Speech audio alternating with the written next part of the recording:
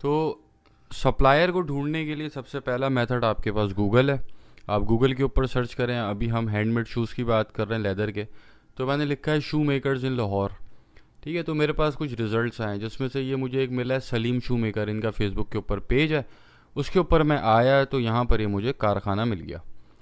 ठीक है, तो आप होता यह है कि आप एक कारखाने पे जब पहुंचते हैं किसी भी प्रोडक्ट के, भले वो हैंडमेड शूज़ हों, बेल्ट्स हों, या फिर जो है कपड़े हों, एक्स वाई जी, ठीक है, तो आपको वहाँ से 10 लिंक्स और निकलते हैं, 10 कारखाने और पता चलते हैं।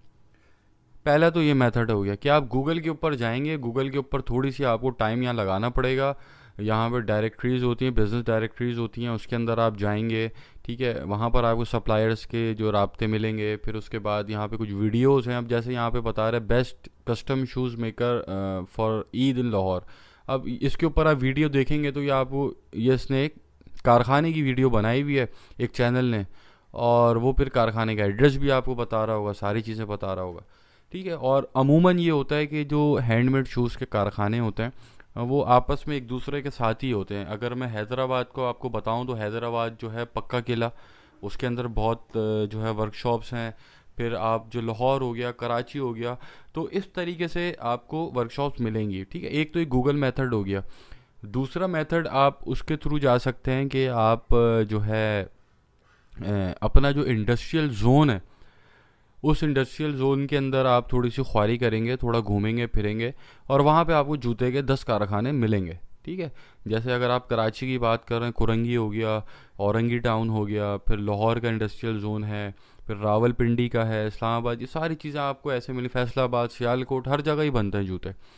ठीक है, तो इस तरीके से हम सप्लायर्स को ढूंढेंगे, क्योंकि ये हमने मैन्युफैक्चरर्स ढूंढने हैं। ठीक है, होलसेलर्स हमने नहीं ढूंढने, और लेदर के जूते में होलसेल होती भी नहीं है, ये मैन्युफैक्चरर्स ही होते हैं। डायरेक्ट आप मैन्युफैक्चरर से ही लेते हैं जूता, और उसके बाद ही आप उसके ऊपर काम करते हैं। ठीक है, तो ये इस तरीके से हम जो हमारा सप्लायर्स हैं हम उनको ढूंढेंगे। और अब मैं ये आप लोगों के सामने एक थोड़े से नंबर्स लिख दूं कि हैंडमेड शूज़ हम बेच रहे हैं। ठीक है, हमने सप्लायर्स ढूंढे, और सप्लायर्स, अच्छा सप्लायर्स के अंदर एक चीज़ का ख्याल रखिएगा, बहुत ख़ास ख्याल रखिएगा। वो ये रखिएगा कि आप किसी भी सप्लायर से मीटिंग करने जाएं तो वहाँ पर आपने ख़ुद को ओनर नहीं बताना। आपने कभी ये नहीं कहना कि आप ओनर हैं कंपनी के। ठीक है, उसकी कुछ वजूहात हैं। सबसे पहली वजह यह है कि ओनर जो होता है अगर वो खुद ही उठ के आ जाएगा तो आप सप्लायर को डराएंगे किससे। ठीक है, ओनर अगर आप खुद बन गए तो सप्लायर को आप कैसे डराएंगे। आपको हो सकता है कि आपको आगे जाके सप्लायर को थोड़ी बहुत धमकियां करानी पड़ जाए, हो सकता है वो आपके साथ ऊंच नीच करना शुरू कर दे। ठीक है, तो आप ओनर बन के नहीं जाएंगे, आप जाएंगे एम्प्लॉय बन के कि भाई इस कंपनी से मैं आया हूँ, और इस कंपनी का मैं एम्प्लॉय हूँ, और मैं सोर्सिंग देखता हूँ, और मुझे ये प्रोडक्ट चाहिए। ठीक है, ओनर बन के नहीं जाएंगे। और जाहिर है आपकी अभी बिज़नेस की शुरुआत है और आपको इतना हाई फाई तो है नहीं, तो अगर आप उसके सामने जाएंगे और वो फिर आपको देखेगा कि यार ये तो बाइक पे आया है, ठीक है, या अगर एक गाड़ी पे आया तो छोटी गाड़ी पे आया, मतलब कि कुछ छोटी सी टुच्ची कंपनी है, तो सप्लायर का पहले दिन जो आपके लिए एक इमेज क्रिएट होगा सप्लायर के जहन में, वो इमेज जो है आखिर दम तक आप उसके जहन के अंदर रहेगा आपके लिए। उसी इमेज की बेसिस के ऊपर वो आपको डील कर रहा होगा। ये बहुत इंपॉर्टेंट पॉइंट है, इसको याद अपने पास लाजमी लिखिएगा कि उसी इमेज की बेसिस के ऊपर आखिर दम तक, आखिर वक्त तक, जब तक आप उससे डील कर रहे हैं, सप्लायर आपको डील कर रहा होगा। अगर आप ओनर बन के जाएंगे तो आपकी इज्जत कम होगी। ठीक है, आपके साथ हेरा फेरी हो सकती है, आपको हो सकता है वो उतना मुंह भी ना लगाए कभी, और अगर कोई ऊंच नीच हो तो वो आप पे चढ़ के आ जाए। ठीक है, जबकि अगर आप एम्प्लॉय बन के जाएंगे तो आप उसको बोलेंगे कि भाई पीछे एक ओनर है, कंपनी का सेठ है वो कोई, और मैं एम्प्लॉई हूँ उसका, और मैं ऐसे ऐसे काम करता हूँ। ठीक है, ये एक चीज़ है सप्लायर जब आप ढूंढने जा रहे हो। दूसरा मेन पॉइंट ये है कि सप्लायर के साथ आप जो भी बात करें, सप्लायर को अपने रेट आपने कभी नहीं बताने कि आगे आप ये किस रेट के ऊपर बेच रहे हैं या किस रेट के ऊपर आप नहीं बेच रहे।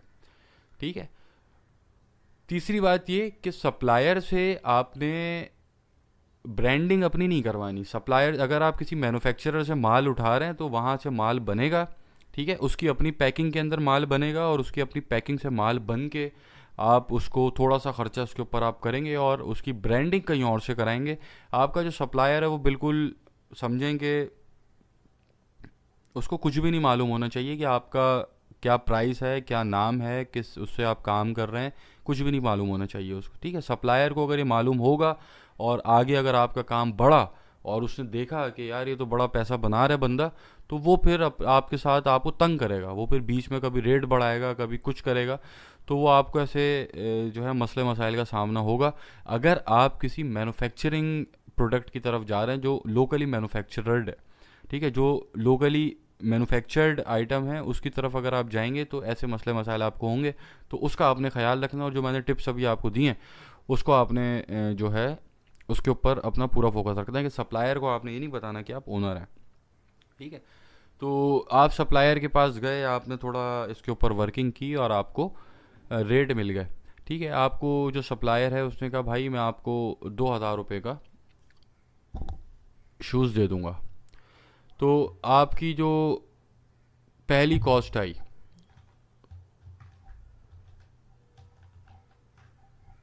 सोर्सिंग प्राइस जो आपकी आई वो आई 2,000 रुपये, ठीक है। अब सप्लायर से आपकी 2,000 रुपये के अंदर डील डन हो गई। अब इस 2,000 रुपये के ऊपर जो आपने एडिशनल कॉस्ट ऐड करनी है, ठीक है, वो अब आप सुन लें। इस 2,000 रुपये के ऊपर आप डिलीवरी चार्जेस रखेंगे 250, ठीक है। क्यों? क्योंकि हम काम करेंगे इंटर सिटी, आउटसाइड सिटी हम काम करेंगे। 250 रुपये डिलीवरी चार्जेस रखेंगे आप इसके। उसके बाद आपका पैकेजिंग की कॉस्ट होगी, जो आपकी ब्रांडिंग के अंदर आपका बॉक्स हो गया, आपकी जो है उसके अंदर जो भी आप अपने ब्रांडिंग के अंदर स्टफ़ इस्तेमाल करेंगे उसकी आप एक कॉस्ट रखेंगे, वो आपको 50 रुपये पड़ेगी, ठीक है। इसको आप पैकेजिंग कॉस्ट के अंदर डाल लें, पीसी पैकेजिंग कॉस्ट, ठीक है, ये आपको पड़ेगी 50 रुपये। उसके बाद आपकी एक और कॉस्ट अकर होगी जो आपके रिटर्न्स होंगे, ठीक है। आप अगर फेसबुक पेज के ऊपर काम कर रहे हैं तो आपके रिटर्न आप रखेंगे 15% कम से कम होंगे, ठीक है। और ये 15% आपका रिटर्न आएगा ही आएगा। तो इन 15% रिटर्न की भी एक कॉस्ट है, ठीक है। वो रिटर्न कॉस्ट मैं सबसे आखिर में लगाऊंगा जब हम इसके ऊपर मार्केटिंग कॉस्ट ऐड कर लेंगे इसकी, ठीक है। तो अभी मैं सिर्फ इसकी एक कॉस्ट लगा रहा हूँ, डिलीवरी चार्जेस 250, ठीक है। पैकेजिंग कॉस्ट हो गई आपकी 50 रुपीज़। तो ये टोटल अभी तक का आपका बन गया 2200, ठीक है। 2300 के ऊपर आप पहुंच गए। अब 2300 के अंदर आपकी जो मार्केटिंग कॉस्ट आएगी, ठीक है, वो जो आनी चाहिए वो मैं आपको बता रहा हूँ। आपकी मार्केटिंग कॉस्ट जो मैक्सिमम आनी चाहिए वो 250 क्रॉस नहीं होनी चाहिए। ये जो फिगर है ना, ये फिगर आप अचीव करेंगे या आप स्टार्ट करेंगे 1,000 रुपये से, मतलब आपकी स्टार्ट के अंदर मार्केटिंग कॉस्ट बहुत ज़्यादा आ रही होगी और ग्रेजुअली हल्के हल्के करके 250 पे आगे रुकेगी। और अमूमन इतनी ही आती है, जो मैं आपको अभी बता रहा हूँ केस स्टडी उसके अंदर, क्योंकि सारी चीज़ें मैं एक्सपीरियंस भी कर चुका हूँ। और मैंने 2018 के अंदर एक पार्टी के साथ उनका ब्रांड समझे आप बिल्कुल स्क्रैच से बिल्ड किया था। और वहाँ ऐसा मैंने काम कर दिया था कि जो कंपटीशन था वो मतलब हाथ जोड़ लिए तो उन लोगों ने आके कि भाई हल्का हाथ रखो, हमें भी कुछ बेचने दो। मतलब इस तरीके से हमने जो है मोनोपोली क्रिएट कर दी थी मार्केट के अंदर। और वही स्ट्रेटजी मैं भी आपको बताऊंगा इंशाल्लाह, ठीक है। तो आपका जो मार्केटिंग कॉस्ट है, चलें आप स्टार्ट के अंदर आप 250 भी नहीं लगाएं, आप स्टार्ट के अंदर 500 लगाएं, ठीक है। कि आपकी जो फेसबुक एड्स के ऊपर जो आपकी जाएगी कॉस्ट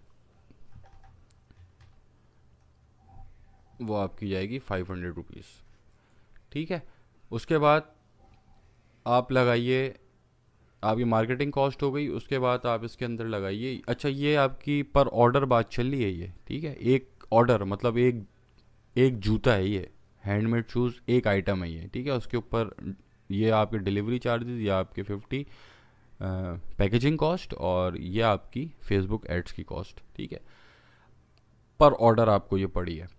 अब आप इसके अंदर लगाएंगे डिलीवरी, जो आपकी फेल डिलीवरीज हैं, जो कि आपके रिटर्न आए, ठीक है। 15% अगर आप रिटर्न लगाएंगे तो 100 आपने बेची है फॉर एग्जांपल, और इसका 15% रिटर्न आया है, तो मतलब 15 आपके पार्सल्स वापसी आए। 15 की कॉस्ट, जाने की जो कॉस्ट है वो 250 है, ठीक है।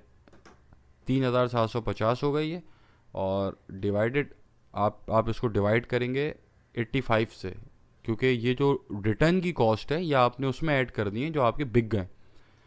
तो ये आपकी 44.11, इसको हम राउंड ऑफ कर लेते हैं 50, तो ये आपकी आ गई रिटर्न कॉस्ट आरसी, ठीक है। ये आपकी आ गई रिटर्न कॉस्ट।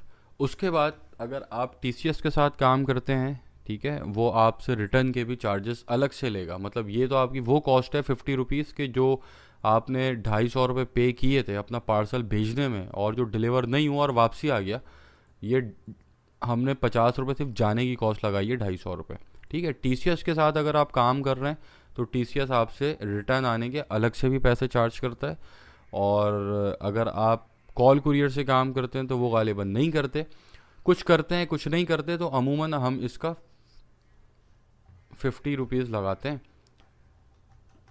जो कि रिटर्न की कॉस्ट होती है, ठीक है। ये जो नंबर्स हैं ये वेरी कर सकते हैं, ठीक है, ये ऊपर नीचे हो सकते हैं। आपके सामने एक प्रॉपर बिजनेस स्टडी दे रहा हूँ मैं, तो ये आप एडजस्ट अपने पास से कर सकते हैं। जो आपका सिनेरियो होगा उस हिसाब से ये एडजस्ट होंगी चीज़ें, ठीक है। तो अभी तक की जो हमारी टोटल कॉस्ट अकर हुई है वो हो गई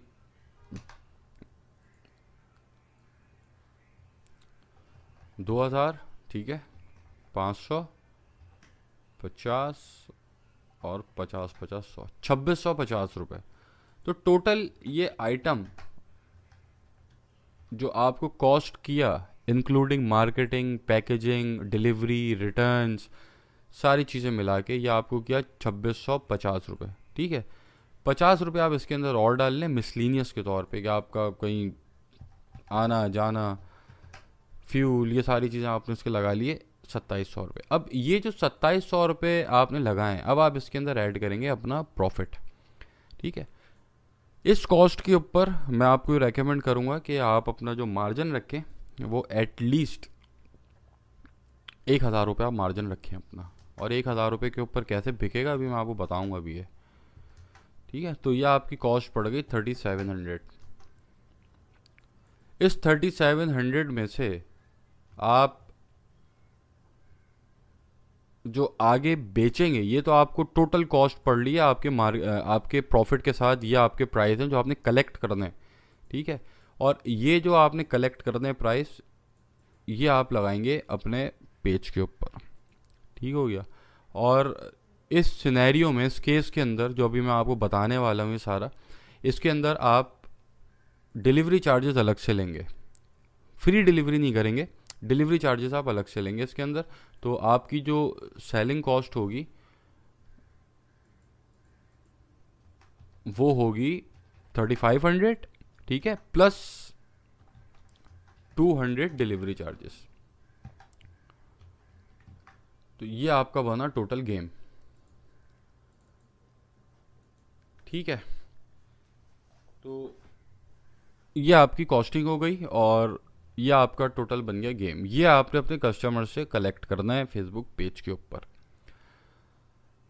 अब असल गेम शुरू होता है, ठीक है। यहाँ तक तो सबका डिफरेंट हो सकता है, कोई शूज़ का काम कर रहा है, कोई लेदर उसका वॉलेट का काम कर रहा है, कोई कपड़ों का काम कर रहा है, कोई कुछ काम कर रहा है, जो जिसको बेहतर लगे प्रोडक्ट और प्रोडक्ट सिलेक्शन क्राइटेरिया पे उतर रहा हो। तो यहाँ तक तो सब अलग अलग अपने अपने सबके सिनेरियोज़ होंगे। अब असल यहाँ से जो सिनेरियो स्टार्ट होगा वो आप समझें, ये बहुत काम की बात है जो अब जो मैं बताने वाला हूँ, ठीक है। क्योंकि यहाँ तक जो मैंने भी आपसे डिस्कस किया वो ऑलरेडी आप लोगों को मालूम ही होगा, लेकिन अब जो मैं आपसे डिस्कस करने वाला हूँ वो आपका जो है मेन काम है, ठीक है। वो जो है मेन चीज़ है, वो बहुत काम की चीज़ है, बहुत वैल्यूएबल कंटेंट है वो। तो 30,000 रुपये से हमने शुरू किया था। 30,000 रुपये के अंदर हम अगर अपने 1000 रुपये का प्रॉफिट निकाल दें, ठीक है, तो ये हमारे पास 2700 इसकी कॉस्ट आ रही थी, ठीक है। और अभी हमने इस 30,000 को यूटिलाइज कैसे करना है वो मैं अभी बताऊंगा, अभी नहीं करना, फ़ौरन नहीं डाल देने 30,000 रुपये, वो मैं आपको बताऊंगा, ठीक है। तो 3500 प्लस 200 या आपके आ गए डिलीवरी चार्जेस। अब हमारा मेन काम शुरू होता है कि हम इसको बेचना है अपने फेसबुक पेज के ऊपर, ठीक है। और फेसबुक पेज की क्या स्ट्रेटजी है, किस तरीके से ये बिकेगा, उसके ऊपर अब हम बात करते हैं। और अभी आपको मैं बताता हूँ कि बेचना कैसे ही है। अच्छा, ये प्राइस हो या फिर आप 10,000 का कोई चीज़ बेच रहे हो, जो स्ट्रेटजी मैं अभी बताने वाला हूँ उसको आप इम्प्लीमेंट करें, 10,000 की चीज़ भी बिकेगी आपकी, ठीक है।